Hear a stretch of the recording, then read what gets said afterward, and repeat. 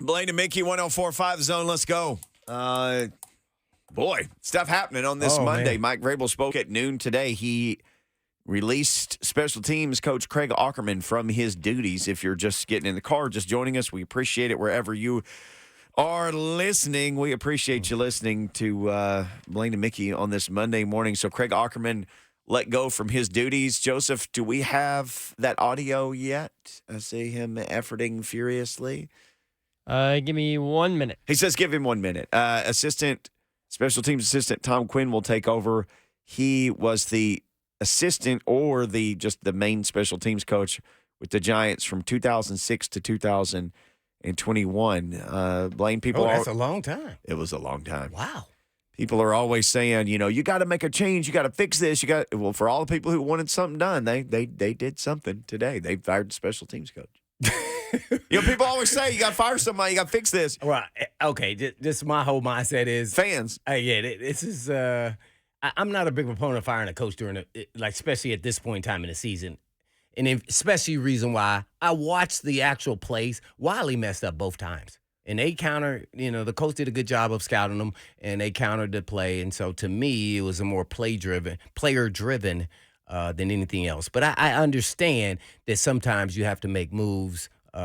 Because it just didn't go the way. Because they lost the game just because special team. I'd never seen a wacky game like that. I've never been a part of a game like that, let alone seeing so many crazy plays. Besides even the 2 block punts. Levis, then it's a fumble, but I thought it was an interception. And then he picks up a fumble. I mean, it was just kind of crazy all the way over the place. Exciting from a fan's perspective, especially if you win that game.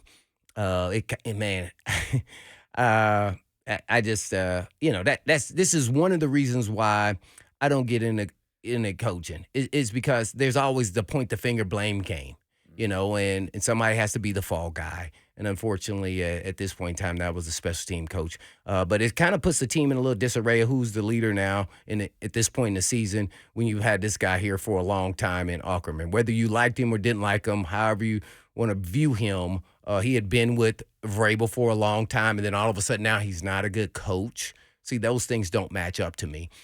So if I was going to do something like that, I'd wait till the end of the season. But Gwen is actually, I didn't know his resume was so long there, so he has a lot of experience. But from my notion, I felt like it was Vrabel who really ran the special teams because that's his baby. Because he's always talking about special teams and always gets hyped up. So he can't fire himself, so he has to go fire somebody and point the finger. There was a lot of things that happened in this game. We can talk about the players.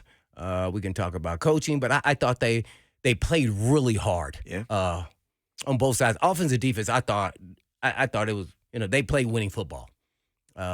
Unfortunately, they didn't win because of those special team gaffes. And then, by the way, on the Tannehill, really, they just made the extra point. See, so that goes right there. Extra point, in the game, they win by a point. Tannehill did a good job putting the ball down, but he didn't have it spun the right way. He spun it halfway and stopped it. And then that kind of threw the kicker off, and that's why he missed it. Obviously, he got it corrected. He did get it down, and it was a clean hold. But there's also mechanics of how you spin the ball and how you have the ball tilted. So those parts were messed up. It was funny. I was down in the tunnel, naturally waiting. I didn't even see them practice it.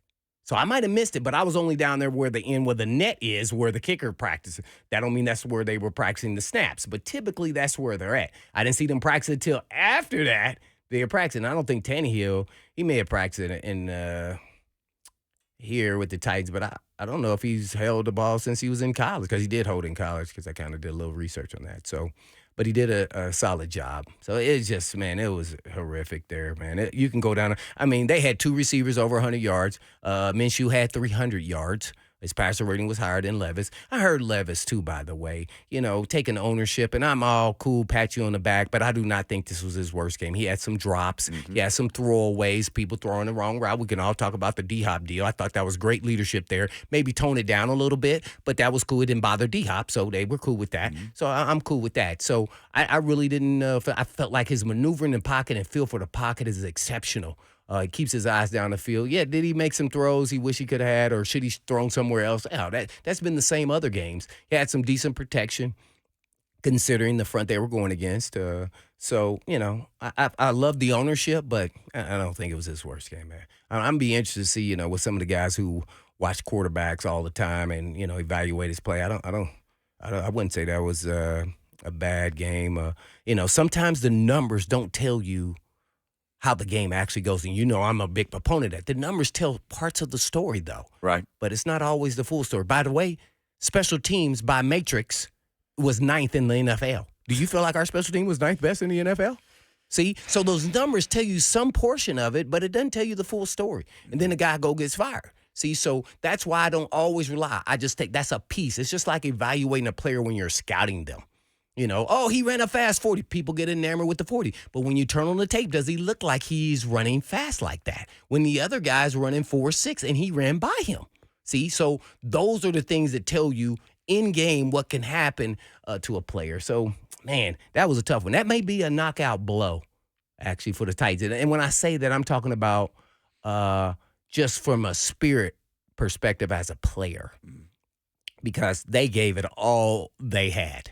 And when I say knockout blow, hopefully it'll be cool because, you're going to have some players maybe out, especially Simmons, they say maybe out a couple weeks as Vrabel was leading the pack on telling us that, which was kind of interesting, not using it to hold back until the Dolphins, our big guy, Simmons, won't be out there. That didn't seem like Vrabel to me. He just offered it up. It's probably going to be in a couple of weeks at least. Yeah, so that was he's kind of showing different sides of himself this season under duress.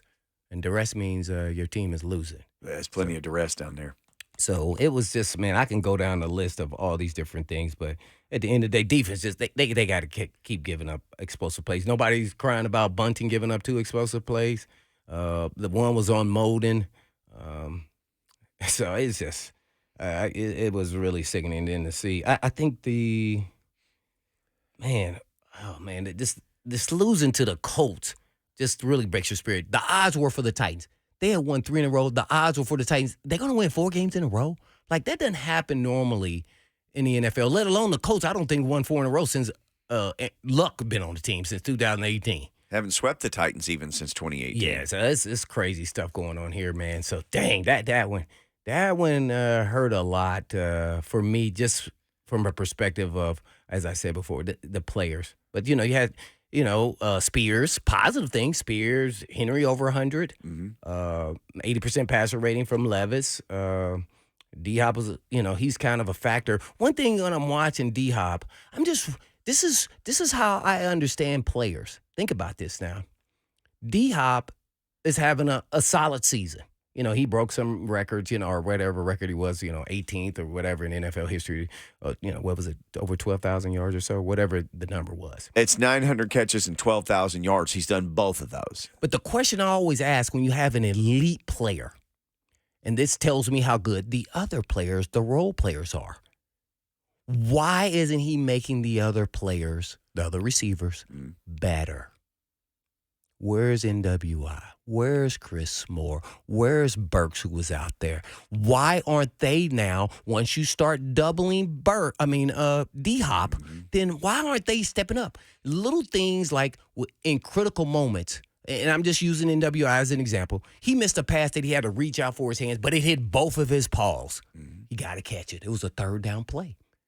It was just, some simple inside route. He's got to catch it. Granted, that's where Levis talking about maybe I can be a little more accurate. Right. But you weren't, and he's got to help you out and make that catch if it hit both his hands. Sorry. If it hit one hand, I'm giving you that. And because he stretched out, but both his hands got it. So that's where the number 2 is supposed to be good. Good example is I'm talking to Reggie Wayne before the game. Reggie Wayne's going to get in the Hall of Fame eventually at some point. He was the number 2 when I was playing. See? Marvin Harrison was the number 1. Right. See, the number 2 guy, then his numbers start rising because the number 1 guy, you're putting so much emphasis to slow him down with a double, then all of a sudden the number 2 guy rises, and all of a sudden he becomes the number 1, and then the number 1 guy then is retired or went to another team. Why aren't they rising to the occasion? Don't see it. I just don't. That's why I tell you these guys are good players, but they're not really a 2. Yeah.